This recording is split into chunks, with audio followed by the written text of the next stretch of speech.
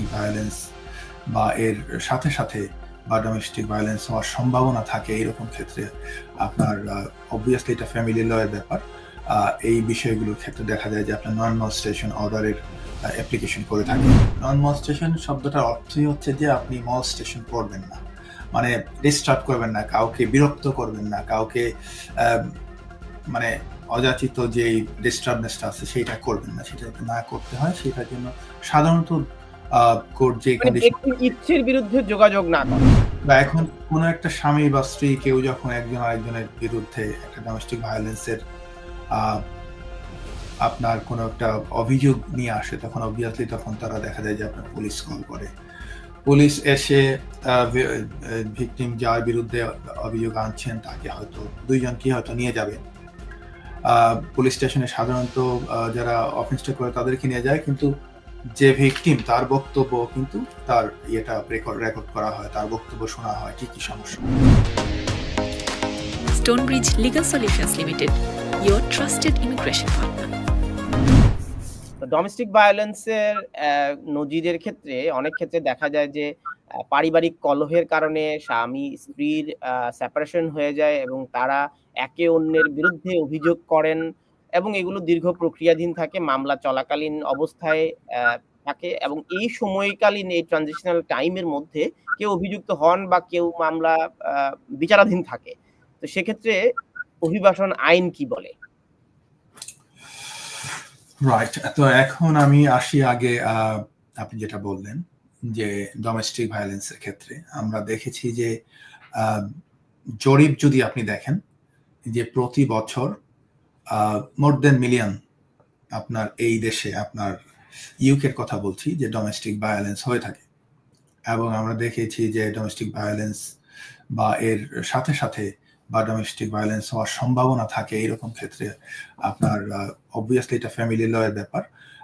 এই বিষয়গুলোর ক্ষেত্রে দেখা যায় যে আপনার নন মলস্টেশন অর্ডারের অ্যাপ্লিকেশন করে থাকে, যে কেউ যদি আপনাকে স্বামী বা স্ত্রী যদি কোনোভাবে বিরক্ত করতে থাকে, ইমেল করে, আপনার যদি আপনাকে ফোন করে বিরক্ত করতে থাকে, তার আত্মীয় স্বজন যদি আপনাকে ডিস্টার্ব করতে থাকে, বা উনি যদি আপনাকে থ্রেট করে থাকে, তখন দেখা যায় যে আপনার নন মলস্টেশন অর্ডারের জন্য অ্যাপ্লিকেশনটা করা হয়ে থাকে।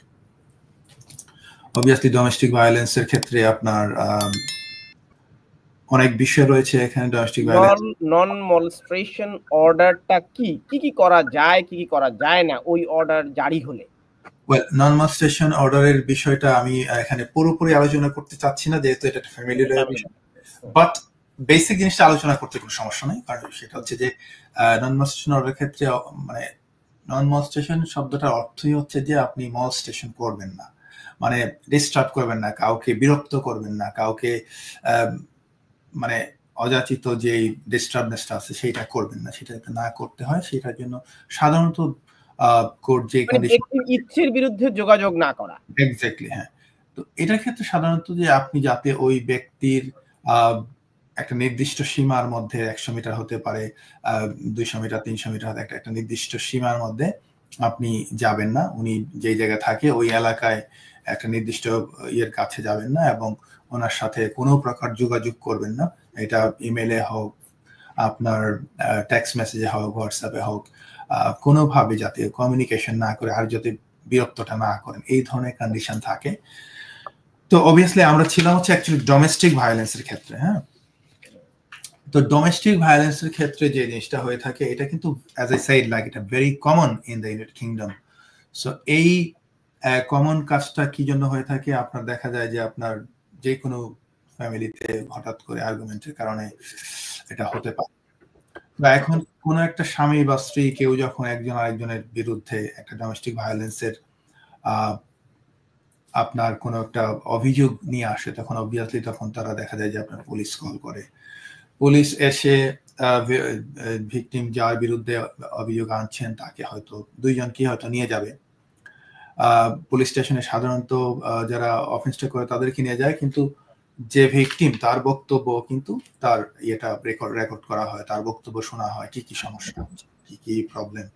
তো সবগুলো শোনার পরে যে জিনিসটা হয়, আমি ক্রিমিনাল প্রসিডিউরটা পুরোপুরি বিস্তারিত আলোচনা না করবো না, বাট আমি জাস্ট সংক্ষেপে যেটা বলতে চাচ্ছি যে যদি এইরকম একটা ডোমেস্টিক ভায়োলেন্সের অভিযোগ আনা হয়, তাহলে কিন্তু ওই যে ব্যক্তি বা যিনি আপনি এই অফেন্সটা করেছেন বা অভিযোগ যার বিরুদ্ধে আনা হয়েছে, ওনার অ্যাপ্লিকেশনের ক্ষেত্রে যদি কোনো প্রকার অ্যাপ্লিকেশন পেন্ডিং থাকে, তখন কিন্তু এই আবেদনটা আপনার কনক্লুসিভ কোনো ডিসিশন, সাধারণত এটা শুধু ডোমেস্টিক ভায়োলেন্স না, যেই কোনো অভিযোগই থাকলে বা যেই ইনভেস্টিগেশনটা চলছে বা ক্রিমিনাল কোনো ইনভেস্টিগেশন যখন চলতে থাকবে, যে কোনো অ্যাপ্লিকেশন হোম অফিসে পেন্ডিং থাকলে সেটা সাধারণত তারা ডিসিশনটা দিবে না আনটিল এই বিষয়টা মানে সর্ট আউট হয়ে যাচ্ছে। মানে আপনি আইদার এখান থেকে কোনো একটা ডিসিশন পেয়ে যাচ্ছেন,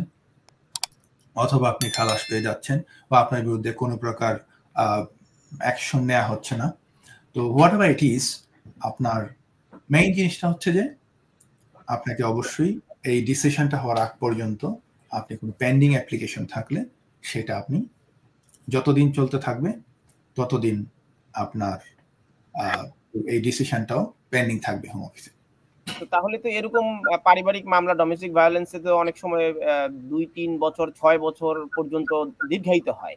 তো এক্ষেত্রে কি হোম অফিসে তিনি আবেদন করার পরে এই 6 বছর তাকে অপেক্ষা করতে হবে? ওয়েল, এটা হচ্ছে জেনারেল রুল। সাধারণত কোনো প্রকার ক্রিমিনাল কনভিকশন যখন থাকে কারোর বিরুদ্ধে, কনভিকশন মানে কনভিকশনের কথা বলছি না, মানে কনভিকশন ক্রিমিনাল কোনো একটা প্রসিডিওর যখন চলতে থাকে,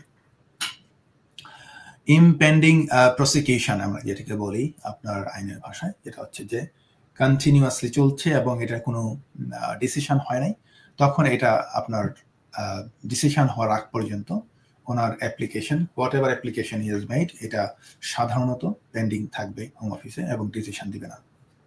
কিন্তু মামলা চলাকালীন সময়ে তিনি আবেদন কি করতে পারবেন? মানে তিনি তো জানেন যে এটা পেন্ডিং থাকবে আনটিল ওনার পূর্ববর্তী কেসটা রিজলভ হচ্ছে। আমি আপনার প্রশ্নটা বুঝতে পেরেছি। সেটা হচ্ছে যে সে ফর এক্সাম্পল কোন একটা লোক স্পাউস ভিসায় এই দেশে এসেছে এবং ওনার ব্রিটিশ স্পাউস হয়তো কোন একটা ক্লেম করেছে যে, বা ওনার বিরুদ্ধে হয়তো কোন একটা ডোমেস্টিক ভায়োলেন্সের একটা অভিযোগ এনেছে। ইন দ্য মিন টাইম ওনার যদি ভিসা শেষ হয়ে যায়, উনি অবভিয়াসলি ওনার ইমিগ্রেশন স্ট্যাটাসটা ধরে রাখার জন্য উনি যেটা করবেন, উনি অবশ্যই ওনার ভিসা শেষ হওয়া যাওয়ার পূর্বে উনি আবেদন করবেন। ওনার যদি কোনো একটা ক্রিমিনাল কনভিকশন বা ক্রিমিনাল একটা প্রসিডিওর চলতেও থাকে, সেই ক্ষেত্রে উনি কিন্তু অ্যাপ্লিকেশনটা অবশ্যই করবেন। ডিসিশন আগে দেখ পরে দেখ 2 বছর পরে দেখ, ডাজন্ট ম্যাটার, ওনার ইমিগ্রেশন স্ট্যাটাসটা ধরে রাখার জন্য ওনাকে অবশ্যই আবেদন করতে হবে ওনার ভিসা শেষ হওয়ার আগে, উনি যদি কন্টিনিউয়াসলি লিগালি এই দেশে থাকতে চান। আর আবেদনের ক্ষেত্রে কোনো বাধা নাই, আপনি ইমিগ্রেশন আবেদন করবেন, এই আবেদনের মধ্যেই কিন্তু আপনার